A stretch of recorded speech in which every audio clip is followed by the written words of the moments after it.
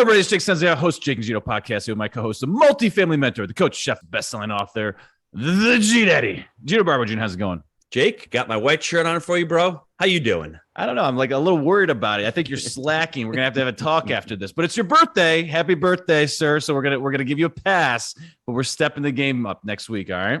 That sounds good to me, my friend. I got a commitment. That's a yes. All right. Today's guest is an experienced and strategic entrepreneur that achieved financial freedom by the age of 30 through real estate investing. Most recently, he became the author of Find Your Financial Freedom. So without further ado, Logan Rankin, welcome to the show. Thanks for having me on, boys, and happy birthday, Gino. Thank you. Thanks, Logan. How's it going? He's getting embarrassed now. Going good, man. I appreciate it. Logan, let's take it back because I know when you started in real estate investing, you were dabbling in some houses and some duplexes. What was that inflection point or that big growth moment for you that you went from the onesies and twosies and you really started to scale up? What changed in you? What inspired it? Maybe you can take us through that.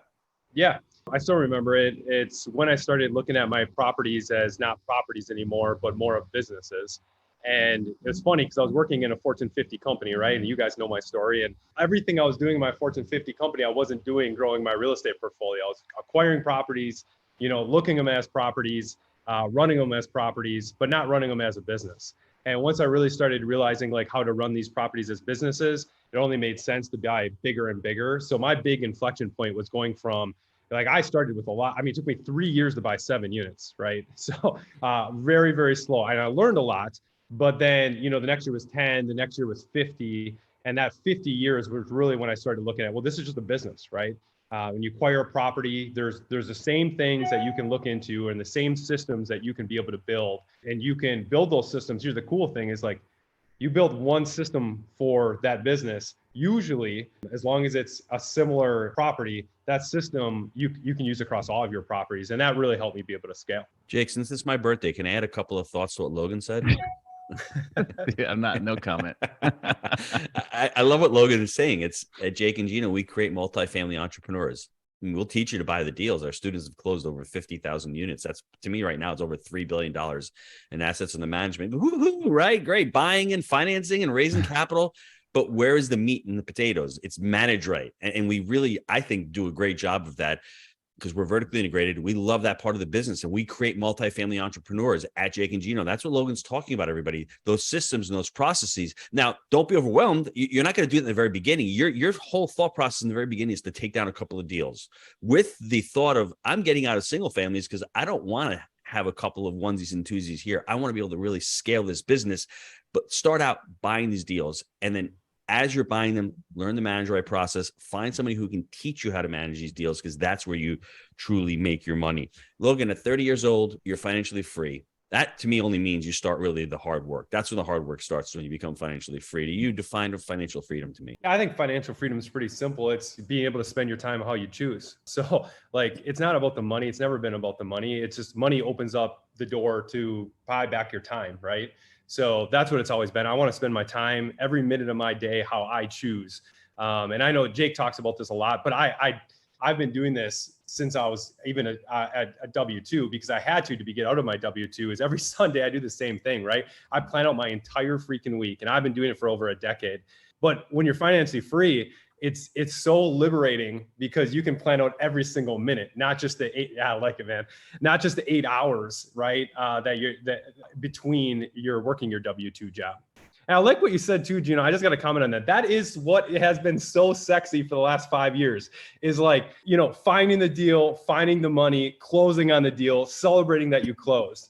But how many times do you see people talking about the refi? How many times do you tell people talking about getting excited about the operations and the systems and the things that actually drive, right, the real value? The richest people in the world aren't focused on necessarily cash flow. They're focused on being able to raise their equity. Because the more you can raise your equity, that's the best way to be able to do it tax-free, right? That's how you They're not focused on selling either. No. They're building the wealth through their equity. And you don't need to be a property management company to do it, but you sure as hell need to hold the property management accountable or at least be a decent asset manager. But there's such a gap there. The problem is the last few years, the market has had such a run up that people don't have to have operations. But right now we are at another inflection point. It's called the market cycle, where all of a sudden there is major opportunity coming along. And for all of you that sat along in the market and didn't invest in your education, now I'm gonna get in when the market gets tough. There's people ahead of you that have done that. So if you're hesitant and you're sitting on the sideline and saying, should I get into multifamily now? You should have gotten into it 3 years ago, but it's never too late. It's only time when you're ready. And there are different points in the cycle to buy, whether you're syndicating. Now you're going to have some creative financing coming along. And, there's so many different inflection points in that part of the cycle. As you started to scale your operations and you're looking at deals, how did you go from 7 units to 15 to 50? What did that blueprint look for you? Yeah, I think what I started to do is I started to put systems in place that I could repeat, like repeatable processes, how you scale. And you got to start looking at your properties as one big business. So what I did, when I first, you don't know what you're doing. At least I didn't know what I was doing when I bought my first few properties. But like you said, just get in the game. So I got in the game and I started learning. And I started realizing when you get a property under contract, for example, the next step is due diligence. The step after that is the inspection. The step after that is you got an appraisal, right? So you can start systemizing these repeatable processes and building a team around you that help you with those processes. And that makes the acquisition process, fairly simple. And then you can start making it even better. Like for me, I always share, I never just do an inspection. I'm sure you guys don't either. Like everybody's like, oh, I got to do an inspection to see what's wrong with your property. That's true, but that's only one small thing, right? You're also you can only look at a P&L, for example, for so long and pick it apart. You got to actually be at the property. You got to feel the property. You got to look at how the property is currently being running, so that when I'm at it, I'm doing way more than just inspecting and seeing what's wrong. I'm seeing how they run it. How are their managers running it? What are all the gaps, or what are all the items that I can either take because they're great, or I can implement my repeatable processes, which will drive NOI. And that's what I did, Gino. I started putting these processes in place that I didn't have before that made me more efficient and more effective. It allowed me to be able to acquire more properties, but it also helped me be able to run these properties substantially better. So going back to the original question, was it confidence or was it reps? So when you were doing, 7 units a year and then it went up to 50 and then 100 plus and whatnot, I just want to take it back for folks, because if someone's sitting there with a handful of duplexes and they're looking up and saying, multifamily is this pie in the sky, I can't get there.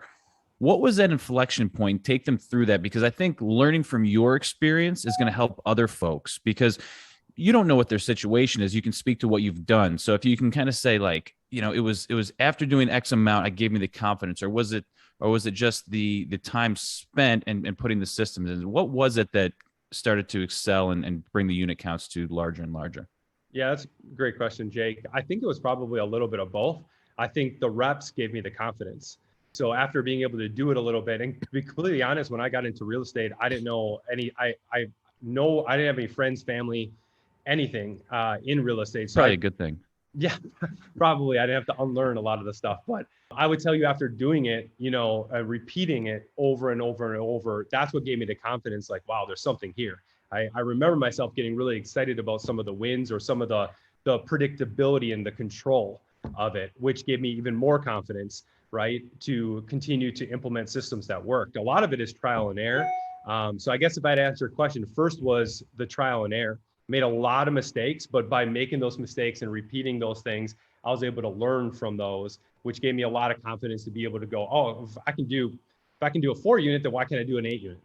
So it's the same thing. It's just 4 more units. So let's try that next. It gets easier too, right? The larger you go, you bring team members with you. Yes, that brings its own set of problems, but ultimately it gets easier because you're spreading the work amongst a team versus doing it all yourself. And I think that's a huge piece that people miss many times. I think they do too. I think that's the thing about small businesses in general too. Yeah. I mean, we talked about, you and I talk about this when we chat offline a little bit too, but the smaller your business is, the harder it is. When you have less employees, for example, and one employee leaves, it's really hard to absorb that because that one employee is wearing a ton of hats. And that's why over 90% of small businesses go out of business, right? One mistake is really disruptive to your business. So you want to grow your business as fast as possible, because it does get easier. It's just hard. It's just also hard when you grow it fast. So it just depends on what. You're damned if you do, you're damned if you don't. But I take the growth every day. I would too. I mean, those are problems that you can continue to figure out, but it's certainly way less disruption as you get bigger and you start to learn about contingency plans. But I was just educating somebody on this the other day. If you have 2 people and you lose one, 50% of the tasks go back on your plate. But if you have 10 employees and you lose one, only 10%, you can easily absorb that 10%. So same thing with a duplex or a 10 unit. You're going 50% vacant versus 10%. So it's the same thing, man.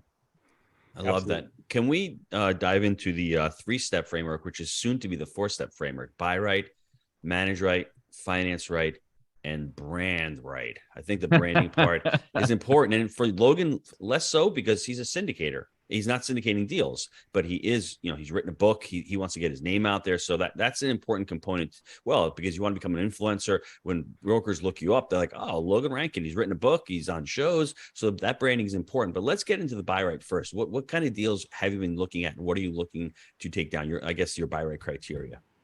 Yeah, my buy rate criteria right now, and it's ever changing, right? There's a lot of uncertainty in this market, and we could talk about rates all episode if we wanted to.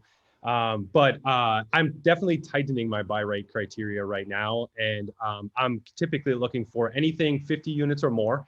If it's a steal less than that, I'll look at it for sure. I'm not afraid to buy smaller. I know you guys aren't either. If it's in the wheelhouse, if it's a good deal, it's a good deal, and your operations are strong enough, I think you should go for it. I love 100 units or more right now. So I actually have a 600 plus unit deal under contract right now, all in one location that I'm super excited about. It's the biggest deal that I've been able to acquire.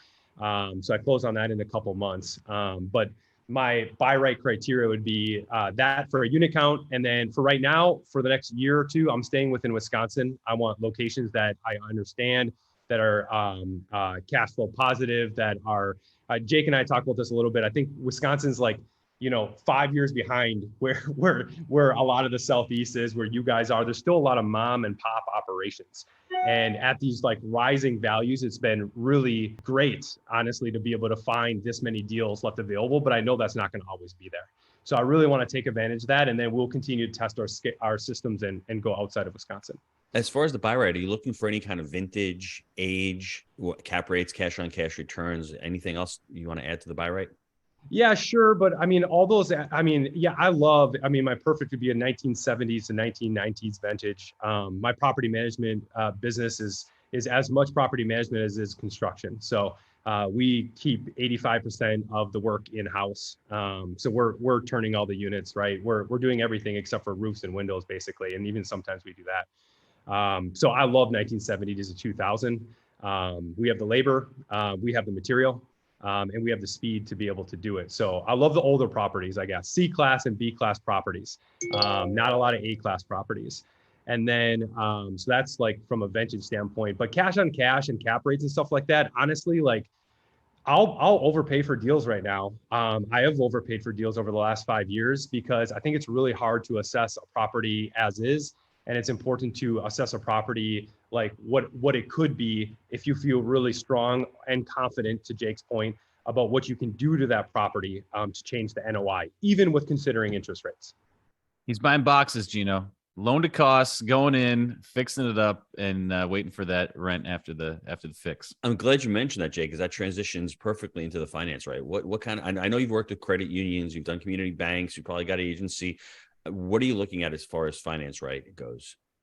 Yeah, I usually try to narrow my financing to getting into the deal. I love to get into the deal creatively if I can, or get into the deal with no prepayment penalties because of the boxes I'm buying need a lot of rehab. So I don't want a prepayment penalty. So usually I'm going with a smaller local bank or a community bank or a credit union that I'll negotiate the little to no prepayment.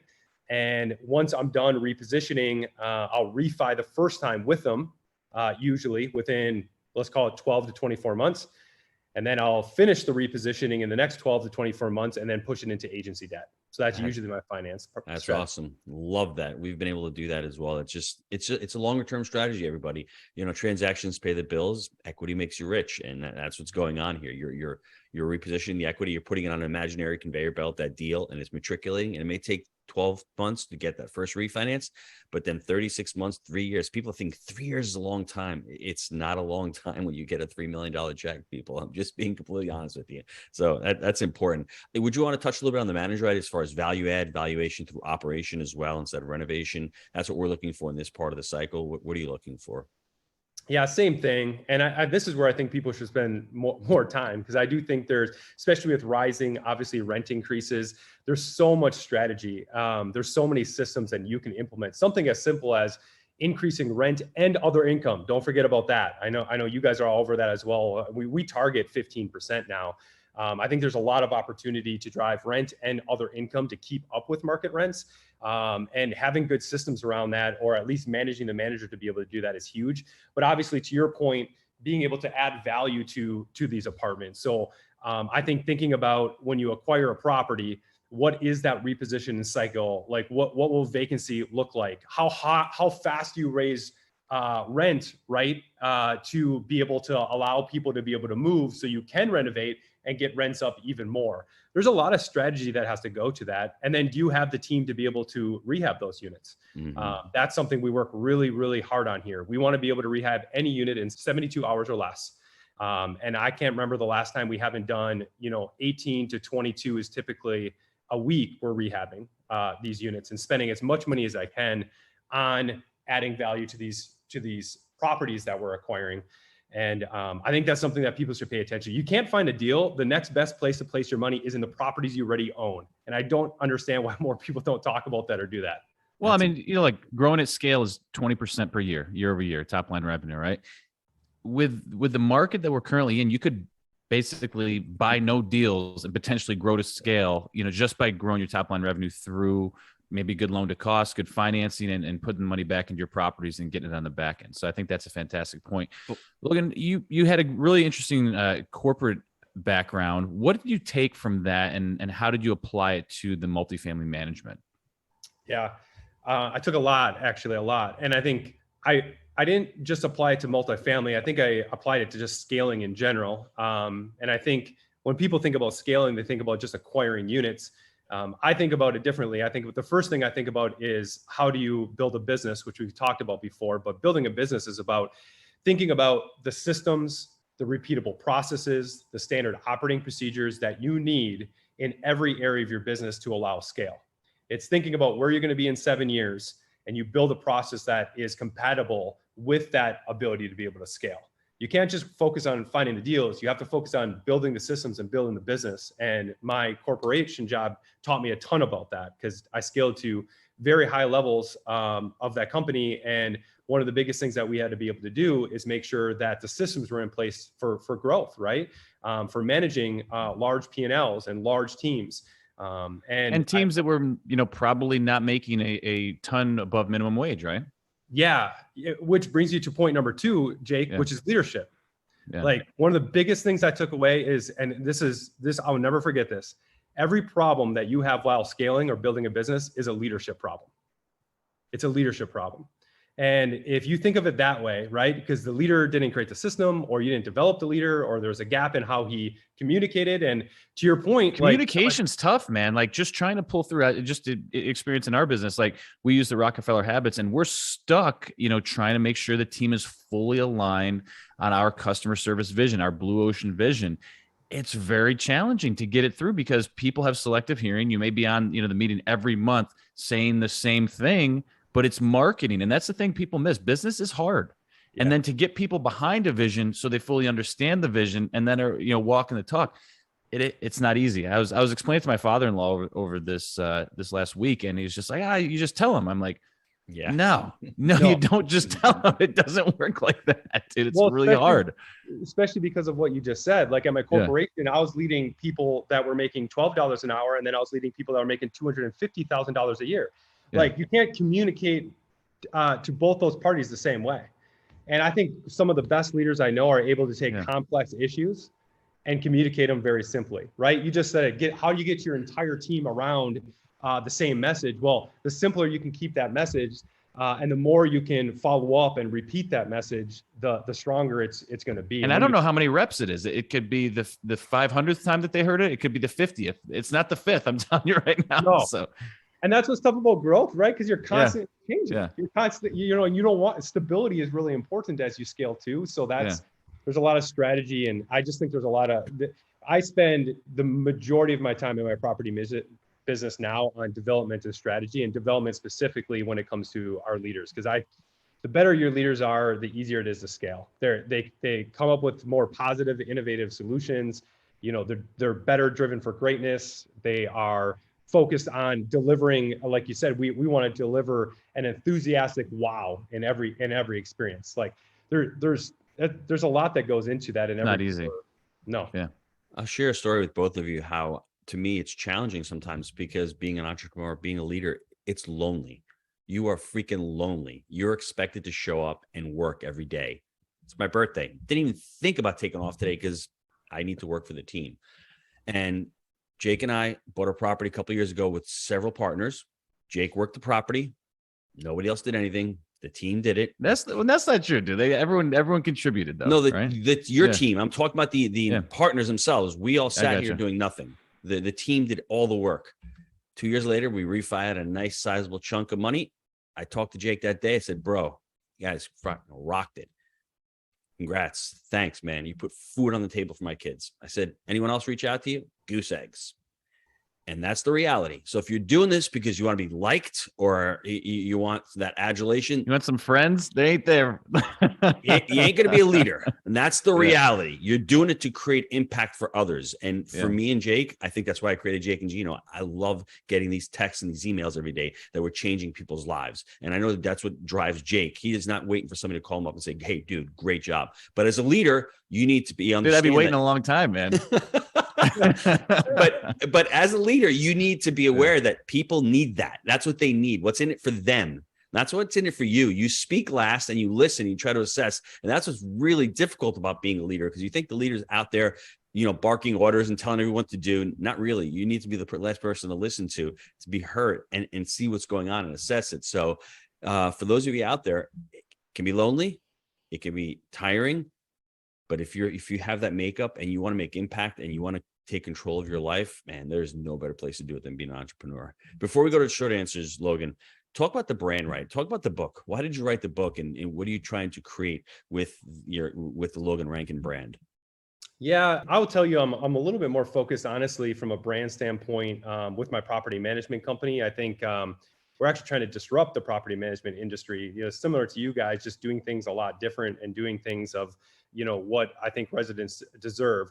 My personal brand and why I wrote the book, a little bit different. Like I think I'm the poster child for this. I went through until I was 24, 25, all through school, college, society, and I didn't learn anything about financial literacy. I mean, when in 2010, when I graduated college, I had $40,000 worth of debt. And nobody taught me any of these things. So one of the biggest push for me and what my biggest goals is, to go from $40,000 in debt to, in a month owning $250 million worth of real estate, you have to learn a lot about financial literacy.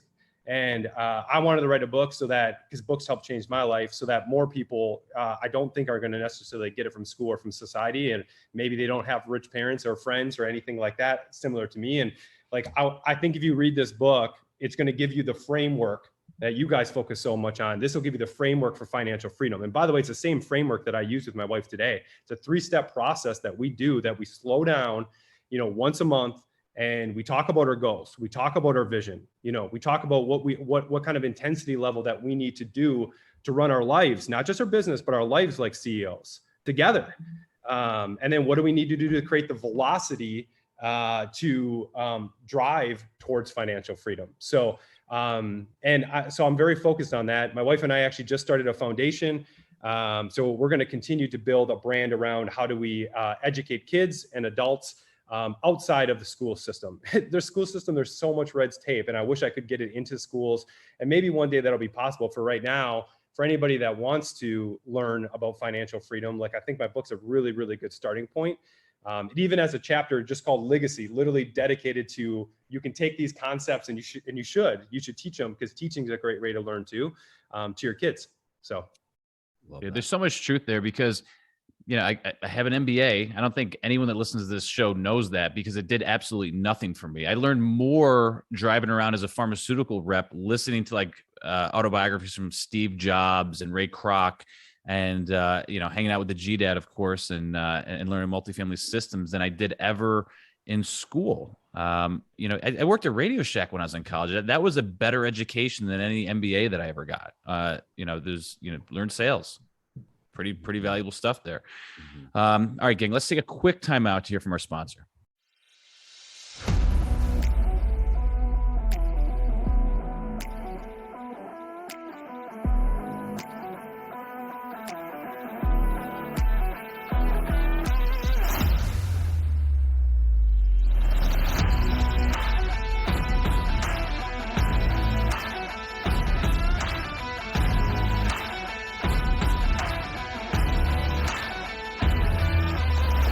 If you are looking to get involved in multifamily, this is where you need to be. The team you've built is incredible. There is no egos here. Everyone is always looking to help the other person. All right, we're back. And this is the moment that everyone's been waiting for. I don't think you realize how much impact the answer from this next question is going to give you. Now, Mr. Vertically Integrated Rankin here has a property management company. He also has scattered site units throughout Wisconsin. Okay, not a big deal. He owns a property management company and he manages scattered site throughout his area. If he were to turn the keys over to a third-party property management company, I'm a betting man this time. I'm saying the profitability sinks and things go to shit. Now, scattered site is not easy. They'd also charge you more to do that.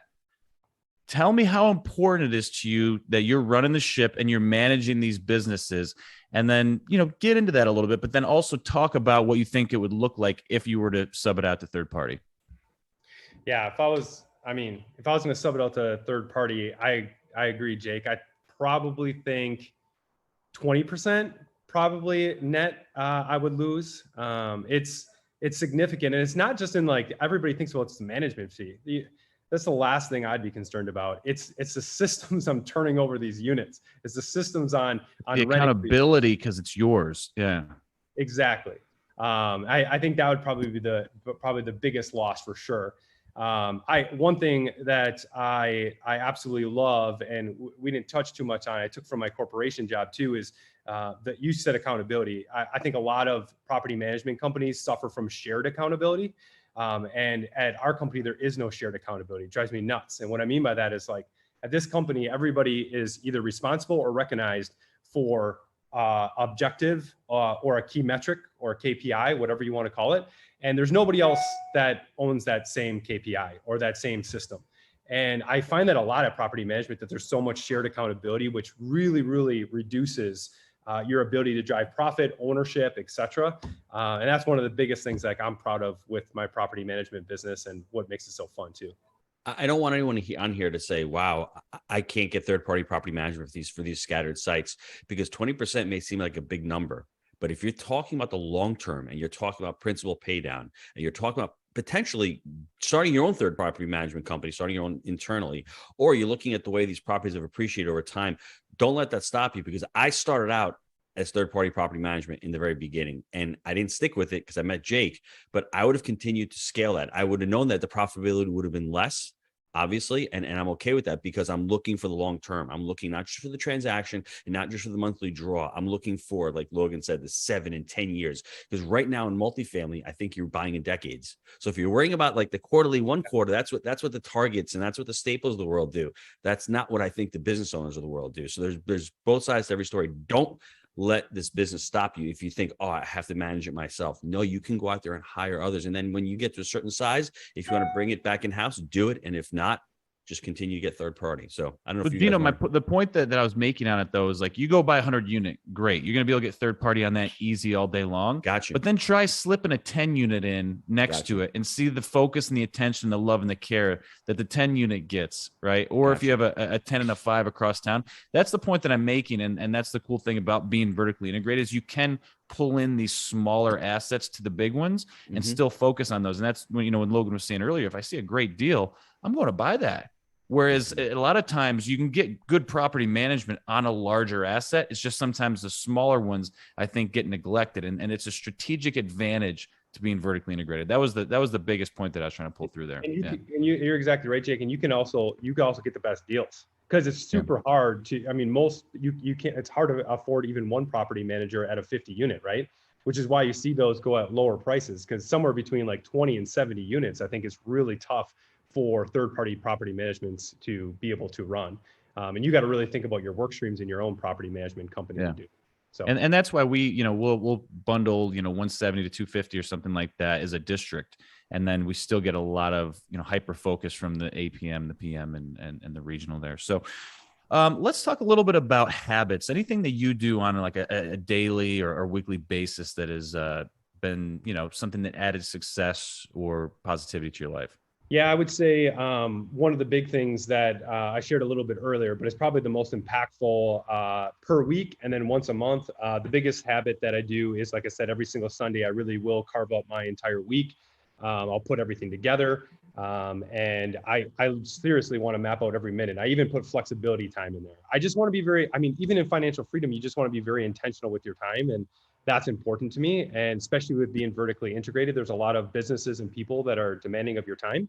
But one of the cool things about that process that I do is I reflect back on the week before and I go through all the things that I screwed up or I didn't stick to my schedule. And why didn't I stick to my schedule? For example, things happen, right? Like I was just sharing with you guys before this episode, we had a tornado that came through and ripped off a roof. And if that pulled more of my time this morning to be able to handle, the question is, why did it, right? Whose responsibility should it have been to file the claim in my company? What roofer should we have to go out there? And therefore, this shouldn't land on my plate anymore. And I think that's a really good thing that a lot of people should do if you're scaling, if you're growing your business, is reflect on the week before too, right? So that you can obviously make changes that make sense in the future. And the other thing I just want to share real quick, I love habits, besides the normal shit like working out in the morning, trying to eat healthy, that stuff. But I mean, this is in my book too. Like I love my once a month like alignment sit down with my wife. I just think like, even there's a lot of things that go on, and I think it's just super important to have the conversation around, what I'm her accountability partner and she's mine, and we have some goals separate, we have some goals together. And so if you have a significant other, I think taking the time to align once a month and kind of talk about what the future looks like, not just for the next month, but what is your vision and how are you guys going about it together? We do that before we even get into the financial plan, and then we review the financial plan and how is that helping you towards your vision? Because whether you're financial free or not, that vision is going to always change, and I think that's a really important habit that we've kept up with. Yeah, lean into these things that are scaring you or bothering you and fix it.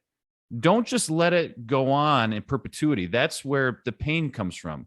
Address the shit weekly and get rid of it. I think that's a great point.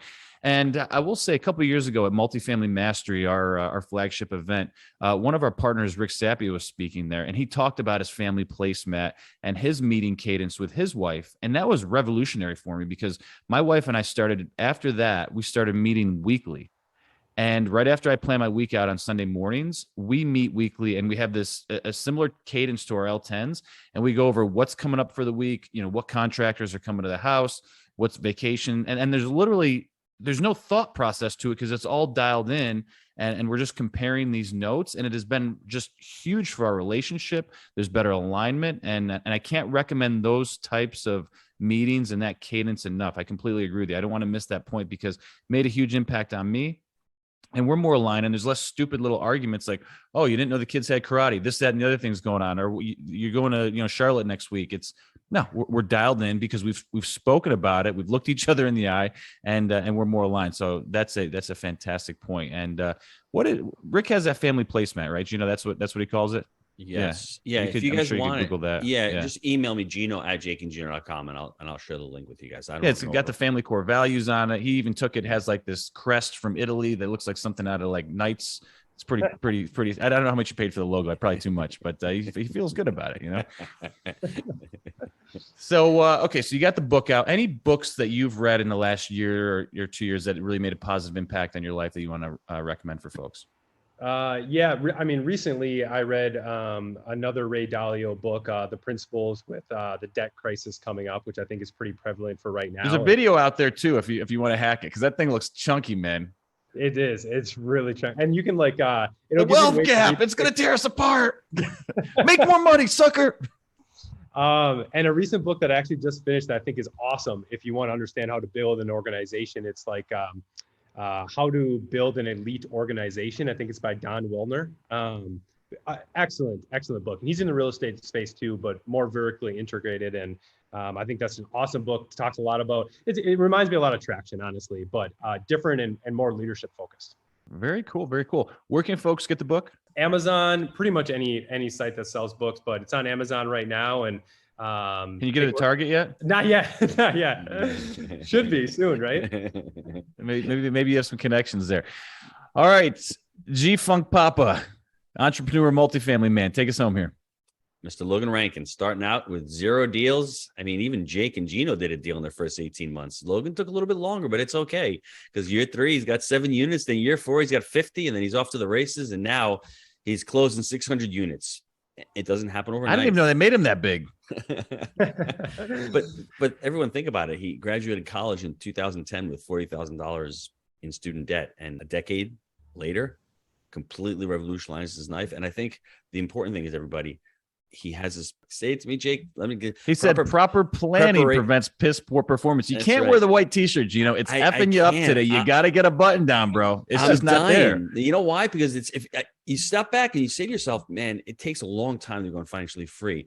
But everybody think about it. At 30 years old, he became financially free. And I love the way he really defines it to himself. It's really taking back control of his time. And ultimately, I think that's what multifamily has done for the 3 of us on this call. It's an amazing vehicle.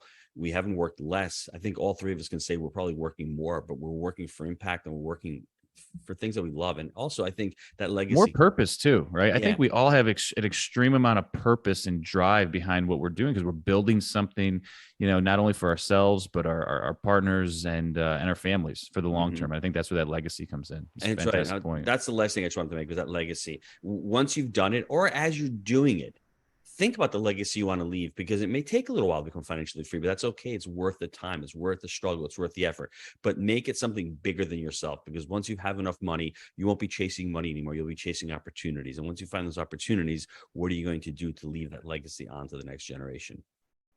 Man, well said, sir. We got Mr. Logan Rankin, our brother from north of the wall, up there getting roofs ripped off, and he's still making it happen. So Logan, really appreciate you coming on today and sharing your story. Thanks, Logan. Thank you, guys. See you guys.